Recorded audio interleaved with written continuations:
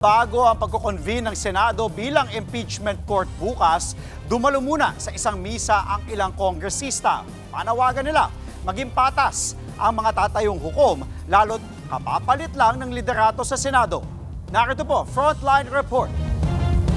Matapos ang habulan, barilan,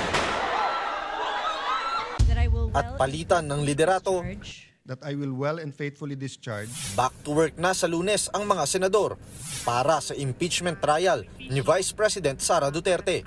Nitong Biyernes, nagpadala na ng sulat si Senate President Alan Peter Cayetano sa mga miyembro ng kapulungan. Pinadadalo ang lahat ng senador bukas, May 18, alas 3 ng hapon dahil magko-convene na ang impeachment court. At dahil magsisilbi silang senator judges, pinagsusuot na rin sila ng kanilang robes. Kaya si Senator Jinggoy Estrada, ipinakita ang kanyang paghahanda. Todo basa na ang senador sa nai-transmit na articles of impeachment. Samantala, sa kanyang Facebook Live nitong Sabado, muling iginiit ni Senate President Alan Peter Cayetano na hindi ang impeachment ni VP Sara ang dahilan ng naging kudeta sa liderato ng Senado. Sa Monday, magko-convene na tayo bilang impeachment court. So ulitin ko lang po walang delay, propaganda lang at paninira sa bagong majority na yung impeachment ang main reason na pagpapalit.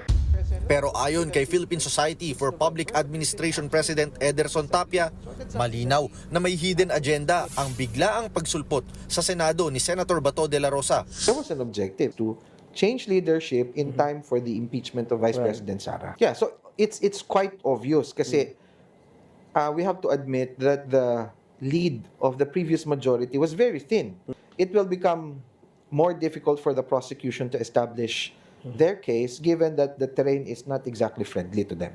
Samantala, bago ang trial bukas, dumalo sa isang Mass for Peace and Accountability sa EDSA Shrine ang ilang kongresista.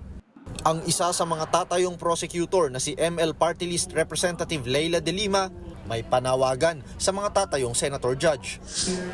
We certainly hope that they will do their job impartially kasi yun naman talaga ang nakalagay even sa rules nila that while sitting as senator judges, they should exercise political neutrality.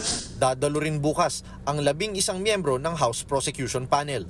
Nagbabalita mula sa Frontline, Ian Suyo, News 5. Mga kapatid, Andre Felix po, iba na ang may alam at may pakialam sa panahon ngayon.